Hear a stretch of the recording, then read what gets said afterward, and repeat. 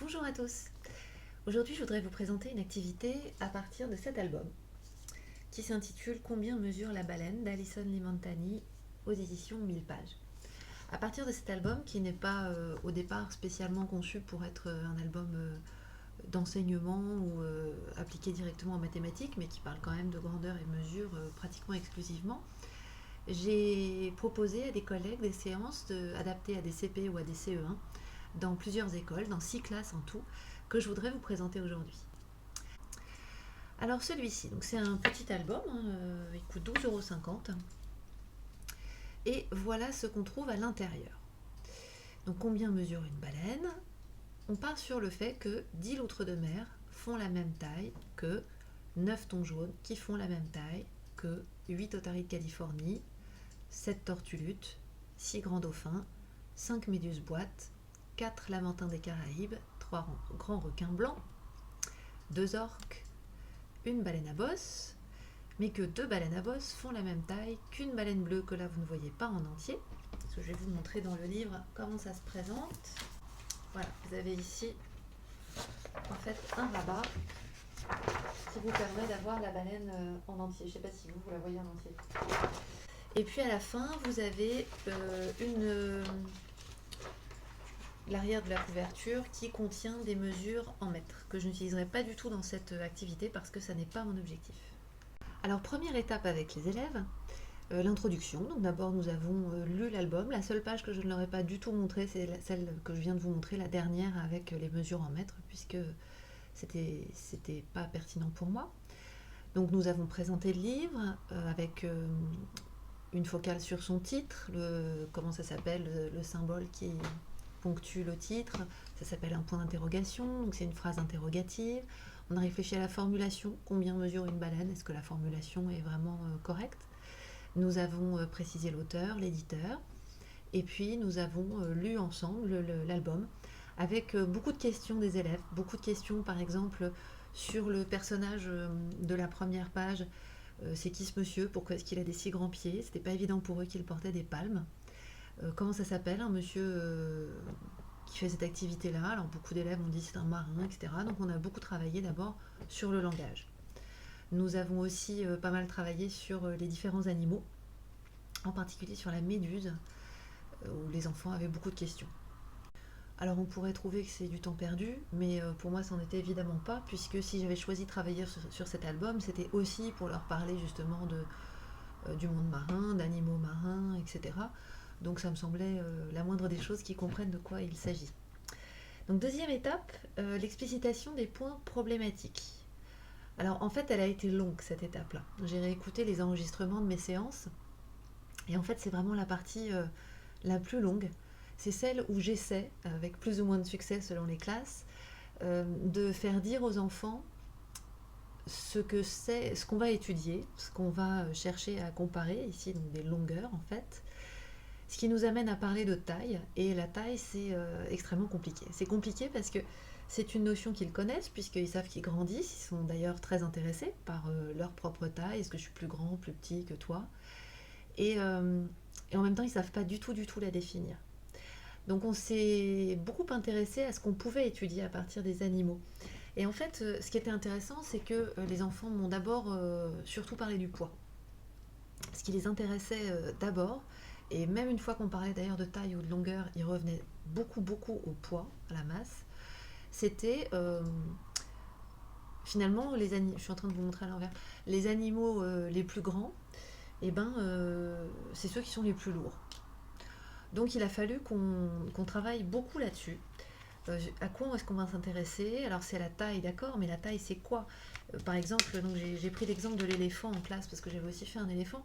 C'est quoi la taille de l'éléphant? Pour les enfants, la taille de l'éléphant c'est sa hauteur. Alors que l'orque, sa taille, c'est sa longueur, parce que moi j'ai appelé sa longueur. Donc on a explicité ça et on a parlé justement de tout ce qui était polysémique. Il y en a qui connaissaient la longueur du rectangle. Donc il a fallu aussi qu'on explique que là on n'allait pas parler de la longueur au sens de la longueur du rectangle, c'est-à-dire le côté le plus long parmi les deux côtés de mesure éventuellement différentes du rectangle. Et c'était assez compliqué. Et puis on a aussi parlé de la loutre. Alors je vous ai ici projeter les animaux, enfin plusieurs des animaux, ils ne sont pas tous là en fait, que j'ai découpés, plastifiés et que j'ai utilisés. Donc il y a du scotch magnétique derrière pour pouvoir être mis au tableau. Alors on a beaucoup parlé de la loutre parce que la loutre elle apparaît dans deux formes. Alors je vais vous les montrer en grand. Pour le moment je vais pousser toutes mes bestioles. En fait il y a même 3 loutres.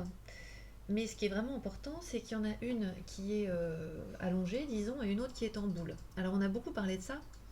Est-ce que c'est important ou pas? Est-ce qu'on peut mesurer de la même façon avec cette loutre et celle-ci? Est-ce qu'en fait elles ont des tailles différentes?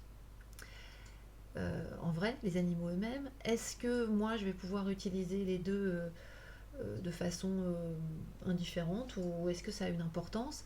Ça nous a pris pas mal de temps aussi. Ce dont j'ai besoin, c'est de points de repère qui me permettent justement de mesurer. On n'avait pas encore défini ce que ça allait être que mesurer, mais on était déjà dans des questions qui en fait sont des questions fondamentales. Et on se rend bien compte au travers de ce genre de questions, comment va-t-on faire pour mesurer avec des loutres par exemple, que le geste de mesurage est un geste qui n'est absolument pas naturel et dont on peut construire la méthodologie avec les enfants. Alors que si dès le départ on utilise une règle par exemple, si dès le départ on utilise des mesures stéréotypées avec des unités de mesure comme le centimètre, eh bien on va complètement zapper tout ça. Or, mesurer, le geste de mesurage, c'est vraiment pas anodin. Alors à partir de là, nous nous sommes penchés sur la façon dont nous allions pouvoir mesurer. Par exemple, si je veux mesurer un requin ou une méduse, comment est-ce que je vais m'y prendre si je veux la mesurer par exemple en thon? Voilà. Je voudrais savoir un requin, ça mesure quoi? Ça mesure combien de thon? Alors là, il y a des élèves, il a tout de suite fallu qu'on se rebagarre en fait sur ce que c'est que la longueur pour nous, dans ce contexte-là, tel qu'on l'avait posé dans l'activité, parce qu'il y a des élèves qui voulaient en fait mesurer le tour. Ils avaient une idée de périmètre, d'autres qui revenaient toujours au poids. Et ensuite, ce qui s'est posé, c'est mais on prend d'où à où l'animal? Alors on en a parlé, on a débattu. Par exemple pour la méduse, est-ce qu'on prend les filaments ou pas? Alors les élèves trouvaient que c'était pas juste de ne pas prendre des filaments parce que sinon elle était toute petite. Alors qu'avec les filaments, c'est vrai qu'elle est quand même très grande cette méduse. Et puis par exemple pour le requin, on va aller jusqu'où? Est-ce qu'on s'arrête à ce bout-là de la queue ou bien est-ce qu'on va prendre celui-là? Est-ce qu'on va s'arrêter à l'arrière de sa tête? Il y a des élèves qui voulaient qu'on s'arrête là. Ou au bout du nez. Donc on en a beaucoup discuté et on est arrivé à l'idée qu'on allait choisir en fait la distance qui sépare le point le plus éloigné de sa queue au point le plus en avant de son bout du nez. Mais cette distance, elle était donc matérialisée par un segment. Et ça, on avait bien décidé aussi qu'il fallait que ce soit un segment, qu'il fallait qu'il soit en ligne droite et qu'on allait le placer de façon la plus parallèle possible en fait avec l'animal. Voilà, vous allez le voir tout à l'heure sur une photo. Autre chose très importante, on s'est demandé, donc si je reprends l'exemple de mon requin avec des thons, comment on allait faire pour placer les animaux. C'est-à-dire que par exemple là, je pourrais très bien dire hop, que mon requin mesure 2 tons. Voilà. Alors, les enfants, ils ont voulu faire des petits traits comme ça. Donc, ce qui était plutôt une bonne idée, hein, parce que ça nous permettait effectivement d'avoir des points de repère. Voilà, donc là, je pourrais très bien dire effectivement que mon requin mesure 2 tons.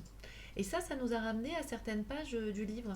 Des pages où justement les animaux ne sont pas à la queue leu-leu, enfin, ils sont à la queue leu-leu, dans le sens où ils se suivent. Mais d'abord, ils forment des lignes qui ne sont pas des lignes droites. Ensuite, il y a des espaces entre les animaux. Et bien ça, par exemple, c'était super intéressant. C'était super intéressant parce que ça nous emmenait vraiment vers l'idée du mesurage. Alors d'ailleurs, vous remarquerez que je ne parle pas d'une façon très rigoureuse. Mon vocabulaire, il n'est pas rigoureux du tout. Quand je vous dis que le trait il va être parallèle à l'animal, ça ne veut absolument rien dire. Là, en plus, j'ai mal tracé mes pointillés. Mais bon, en classe, j'ai essayé de faire un peu plus attention. Mais tout ça était quand même très vague. Et enfin, très vague, non, mais en tout cas pas hyper rigoureux. Bon, ça m'a pas semblé très grave, parce qu'en fait, ce que je voulais, c'était leur donner des éléments de mesurage, comme j'arrête pas de vous le dire depuis le début. Et comme on était en lien avec un album et des dessins, de toute façon, ça pouvait pas être d'une rigueur. Enfin, en tout cas, moi, j'étais pas capable de le faire avec une rigueur absolument parfaite. Alors, troisième étape, les comparaisons directes, ben, c'est ce que je viens de vous montrer en fait. Donc, je leur ai demandé qu'est-ce qui va être le plus long. Est-ce que c'est la baleine à bosse? Alors, je ne vous ai pas encore montré mes magnifiques baleines, hein, parce que je les ai aussi découpées. Vous les avez vues là? Et plastifiées. Dans des tailles évidemment que j'ai minutieusement choisies, les plus proches possibles des tailles du bouquin, mais j'ai un petit peu ajusté pour avoir exactement en fait ce que je voulais, c'est-à-dire soit un nombre entier d'animaux par rapport à mes animaux objectifs, soit au contraire pile 2,5, j'y viendrai un peu par la suite, ou justement des mesures pas du tout agréables, surtout que là on est en CP-CE1, donc on n'a pas les décimaux et on n'a pas les fractions de façon générale, donc ça m'intéressait aussi. Alors par exemple, la baleine à bosse ou la tortue, moi là c'est facile parce qu'ils voient bien par comparaison directe immédiatement que la tortue est plus petite. Le dauphin ou la méduse, donc là en fait au tableau je leur ai posé un dauphin. Alors, hop. Évidemment il faut que je vous le montre. Donc au tableau je leur ai mis un dauphin et une méduse, mais pas très très proches l'une de l'autre, et puis je leur ai demandé lequel était le plus grand. Donc là on est bien d'accord hein, que sur le dauphin, ce qu'on a mesuré en fait, c'est, si je le place comme ça, le point le plus éloigné du bout de la queue arrive là, donc en fait ce qui m'intéresse c'est la mesure de cette flèche. Donc là par exemple c'est moins évident. Alors on a utilisé la comparaison directe, c'est-à-dire que là on les a placés hop, de sorte qu'ils aient, il faut que je me pousse encore un petit peu, voilà, qu'ils soient calés en fait au même endroit. Et puis on a regardé qu'est-ce qui est le plus long ici. Alors je suis d'accord que c'est un peu embêtant, hein, le dauphin il est courbé, donc on ne parle pas vraiment de la longueur du dauphin, on parle en quelque sorte de l'étendue du dessin. Mais une fois qu'on était dedans avec les élèves, ça n'avait pas l'air de poser trop de problèmes. Et puis on a comparé comme ça.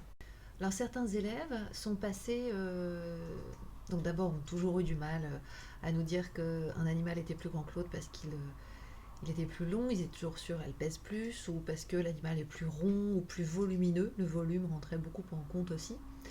Et puis il y a des élèves qui ont eu envie assez rapidement de passer à des comparaisons indirectes, même quand ils pouvaient utiliser des comparaisons directes, avec l'idée de prendre un fil de laine par exemple, et puis voilà, de le reporter, je vais y arriver, de couper et puis de regarder sur l'autre animal ce que ça donne, ou avec un feutre, je prends un feutre, je mets mon doigt à tel endroit et puis je vois ce que ça donne.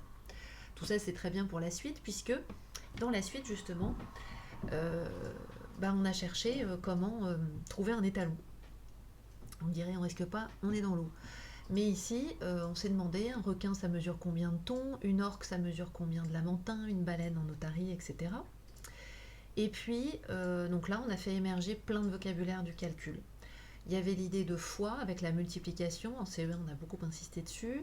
Il y avait l'idée de double, de moitié. On a pu parler proportionnalité, et ça m'a beaucoup intéressé parce qu'en fait, on a bien expliqué avec les enfants que, en fait, si on pouvait, par exemple, mesurer en dauphin, bien qu'ici, vous voyez que j'ai deux représentations différentes des dauphins, mais si je les mets bout à bout en quelque sorte, j'ai fait attention évidemment qu'ils me donnent la même mesure. Mais justement, c'est parce qu'on avait la même mesure. Donc en fait, que l'objet soit différent n'était pas très grave du moment que ce que nous on avait déterminé comme mesure à observer était bien la même. Et puis, on a évoqué aussi la fin de l'album avec la baleine bleue qui est mesurée avec une somme de dauphins, de thons, d'otaries, etc. Parce que ça, c'était vraiment compliqué, ça nous permettait de faire du calcul. Et on est arrivé à la conclusion ensemble, c'est ce qui a d'ailleurs fait notre trace écrite, qu'un étalon efficace pour mesurer doit être droit, reproductible et sécable. Alors évidemment pas avec ces mots-là, d'autant que les traces écrites on les a faites avec les enfants, donc ce sont leurs mots qui ont été utilisés. Mais on était arrivé en fait à ce que je voulais obtenir comme objectif. Alors voilà, là par exemple, voilà comment les enfants ont placé les animaux pour pouvoir mesurer une orque en dauphin, ou pour pouvoir mesurer une baleine bleue, non, une baleine à bosse en orque. Et puis, ils ont fait leurs essais. Donc, certains élèves, pour répondre à nos questions, n'avaient pas besoin de dessiner, regardaient au tableau, ils allaient éventuellement manipuler, certains même pas. Certains s'appuyaient sur l'estimation, d'autres avaient absolument besoin de dessiner. Là d'ailleurs c'est intéressant parce que cette enfant qui dessine, elle ne met pas ses étalons bout à bout. Et puis on s'est engagé sur des choses un petit peu plus compliquées, avec... alors je me souviens plus ce qu'on mesurait là, mais ça mesurait donc en fait 2 tortues et demie. C'était l'enfant qui disait 2 tortues et demie qui avait raison. Donc là on est arrivé quand même sur le demi, donc l'idée de couper la tortue en deux, on en a beaucoup discuté. Parce qu'en fait, on était sur. En parlant de 2 tortues et demie, on est en train de modéliser. On s'éloigne du manipulé, on s'éloigne du concret. On admet qu'effectivement, notre tortue, elle est finalement modélisable en étalon donné. Et puis, si mon requin mesure 3 tons, combien vont mesurer 2 requins en tons? Donc là aussi, proportionnalité. Et puis voilà, par ici vous avez les orques en lamentin qui nous ont aussi permis de travailler les doubles, les moitiés et la proportionnalité. Ça me semble très très important de travailler la proportionnalité très tôt dans la scolarité. Et puis ensuite, voilà, on a fait des tas de calculs que là je ne vais pas vous décrire parce que je suis arrivée au bout du temps que je m'étais imparti. Et puis on a parlé un petit peu de l'éléphant à nouveau parce que dans 2 classes je m'étais rendu compte que du coup les enfants ne mesuraient que des bestioles aquatiques. Et je voulais évidemment qu'ils ne s'arrêtent pas forcément à ça. Voilà, donc là, ça par exemple c'est la baleine bleue, combien mesure-t-elle en loutre? Donc sur les estimations des enfants que vous avez à côté, on est allé donc de 1000 loutres à 10 loutres. Donc on a pu en discuter et puis... j'avais plein de loutres parce que j'avais prévu le coup. Donc on a mis tout ça au tableau. Voilà, les enfants ont fait des calculs. Ils ont utilisé des schématisations en barres alors que c'est pas des enfants qui avaient spécialement suivi une méthode en barres. Mais comme quoi, effectivement, là c'est vrai que ça s'utilise très bien. Et puis ils ont fait pas mal de dessins. Et puis en dernière étape, nous avons travaillé la trace écrite. Donc là, les élèves l'ont construite. Malheureusement, je n'ai pas mes traces écrites parce qu'elles sont dans les classes. Et que là, aujourd'hui, nous sommes le 31 décembre 2020. Que donc, je n'ai pas accès aux classes tout de suite, mais je les prendrai en photo pour vous les montrer. Alors, dans une des classes en particulier, la trace écrite, elle a été faite à partir du témoignage d'un élève qui a voulu synthétiser tout ce qu'on avait dit et qui a proposé à ses camarades un résumé en fait de la séance. Et ensuite, on a pu vraiment aborder la question de la trace écrite. Voilà. Alors juste quand même pour terminer, parce que cette étape-là elle ne figure pas sur ce que je vous ai montré là, au bout du compte, l'activité d'après, ça a été dans certaines classes, parce que j'ai pas pu le faire partout, de passer vraiment un peu comme dans la démarche de Singapour, avec on part des pommes et puis ensuite on a des carrés et puis ensuite on trace juste des segments, etc. On est passé des animaux à des rectangles et combien il me faut de rectangles bleus pour avoir la même longueur que le rectangle jaune, etc. Voilà. Donc c'est ça le but de l'activité, c'est ensuite de s'envoler vers plus d'abstraction, de modélisation. Mais c'est pas mon objet aujourd'hui parce que justement mon objet aujourd'hui c'était de m'inscrire dans le triptyque manipuler, verbaliser, abstraire. Et voilà, je vais pas développer le côté abstraction parce que je crois qu'en fait c'est plutôt ce qu'on a tendance à faire naturellement quand on enseigne ces notions-là. Ce qui m'intéressait aujourd'hui c'était de pouvoir vous montrer à partir d'un album et avec des manipulations assez rigolotes alors qui vont vous demander pas mal de boulot parce que même si je vais mettre les fichiers à votre disposition à découper et plastifier, c'est quand même pas de la tarte, hein. Mais c'est du matériel qu'après vous allez pouvoir réutiliser. Et moi j'ai vraiment trouvé que ça faisait une belle séance, voire 2 belles séances et une belle séquence. Voilà, j'espère que ça vous aura intéressé. Si vous avez des questions, des remarques, des idées de prolongement, de modification, surtout n'hésitez pas à m'en faire part. À bientôt!